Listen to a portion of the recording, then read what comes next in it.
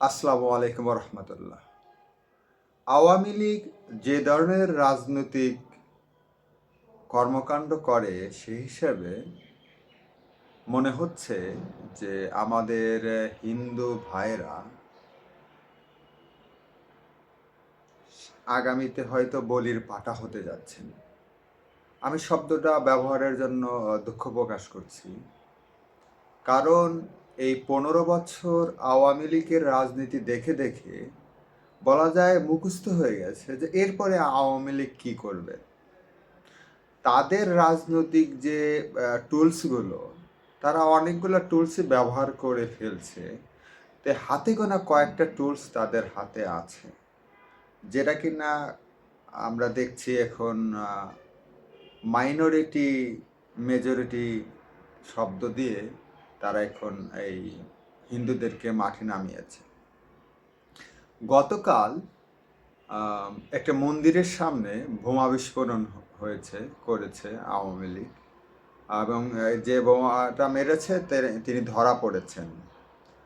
তো আমার কথা হচ্ছে, আওয়ামী লীগ যেইখানে সভা সমাবেশ করছে, হিন্দু ভাইরা যেইখানে সভা সমাবেশ করছে, মূলত আওয়ামী লীগের সমাবেশ এটা। তারা আওয়ামী লীগ নাম নিয়ে যেহেতু আসতে পারছে না, সেহেতু তারা এখন মাইজ ভান্ডারি নামেও সভা সমাবেশ করতে পারেন।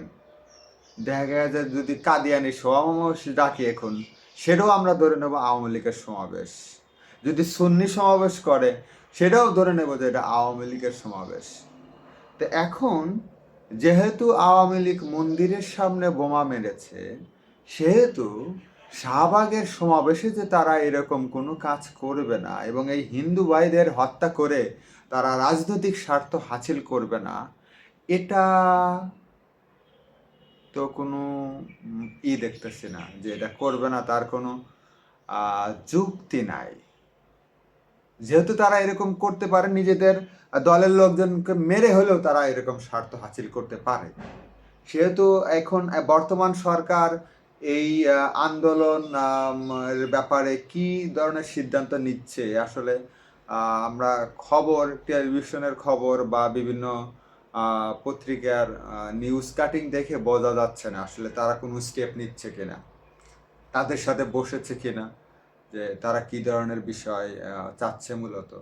এখন কথা হচ্ছে, আওয়ামী লীগ যদি নিজেদের সমাবেশে নিজেরাই বোমা হামলা করে কিছু সংখ্যক হিন্দু ভাইদেরকে দুনিয়া থেকে চলে আম, দুনিয়া থেকে সরে দেয়, তাহলে কিন্তু আওয়ামী লীগের এইখানে লাভ। এখানে ইন্ডিয়া একটা সুযোগ পাবে যে বাংলাদেশে হিন্দুরা আম, নিরাপদ না। এরকম বিভিন্ন দেশে কিন্তু ইন্ডিয়ার সৈন্য পাঠাইছিল, এর আগে কয়েকটা দেশে পাঠাইছিল, বিশ্ব কিন্তু কিছুই করে নাই। সুতরাং আমাদেরকে সচেতন হতে হবে এবং বর্তমান সরকারকে এই বিষয়গুলো নিয়ে প্রতিবিপ্লব যেন না ঘটে, এর কি কি পথে প্রতিবিপ্লব ঘটতে পারে সেই পথগুলো বন্ধ করতে হবে। তবে একটা বিষয় খুব আশান্বিত হই, যে বাংলাদেশের গোয়েন্দা সংস্থা বা প্রশাসন অনেক দক্ষ। যদি তারা এটা মনে করে যে হ্যাঁ, যে এই ঘটনা কারা ঘটাইছে এটা বের করতে চায়, অর্থাৎ বর্তমান সরকার তারা যদি সহযোগিতা করতে চায়, তারা এটা নিমিষেই বের করতে পারবে যে এই কারণ হামলা যে তারাই করেছে। সেই জন্য মাঝে মাঝে আশান্বিত হই এবং মাঝে মাঝে হতাশও হই যে আসলে কি হতে পারে। তবে যেহেতু এত রক্তের পরে বিপ্লবটা এসে গেছে, আমাদের বিপ্লবটা আমাদের কাছে এসে গেছে, আশা রাখি মনে হয় যে যে কোনোভাবে হোক আমাদের এই বিপ্লবটা বেহাত হবে না। যেমনটা আহ,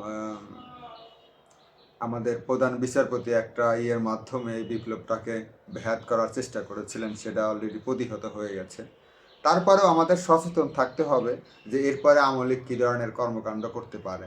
যেহেতু জয় বলেছিল মানে যারা আন্দোলন করেছে তারা জঙ্গি, তার মানে এই জঙ্গি কার্ডটা তো মুখে বলেছে, দেখানো তো বাদ আছে। তার মানে তারা তো এরকম জঙ্গি হামলা তারা নিজেরা করতে পারে, দেখাইতে হবে না। যেগুলো মুখে তারা বলবে, তারা এখানে বাংলাদেশে সেইগুলা বাস্তবায়ন করার চেষ্টা করবে। তো এখন আওয়ামী লীগ যদি জঙ্গি ট্রাম্প যেহেতু মুখে বলেছে জয়, সেহেতু সেটা যদি বাস্তবায়ন করা শুরু করে, সেটার বিরুদ্ধে আমাদের পদক্ষেপ কি, বর্তমান সরকারের পদক্ষেপ কি, এগুলো আসলে লাগবে। বর্তমান সরকারের পদক্ষেপ কি? এখন পর্যন্ত যারা আওয়ামী লীগ সরকারের কর্তব্যরত ব্যক্তি ছিলেন,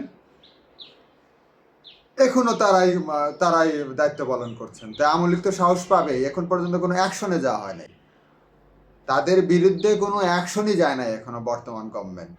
যাই হোক, আমার মনে হয় খুব দ্রুত এরকম কোনো অ্যাকশন আমরা দেখতে পারবো, এবং আওয়ামী লীগের বিরুদ্ধে যে এখন অ্যাকশনে থাকলে বর্তমান গভর্নমেন্ট, তারা এই ধরনের আন্দোলন সংগ্রাম এগুলো করার সুযোগ পাত না।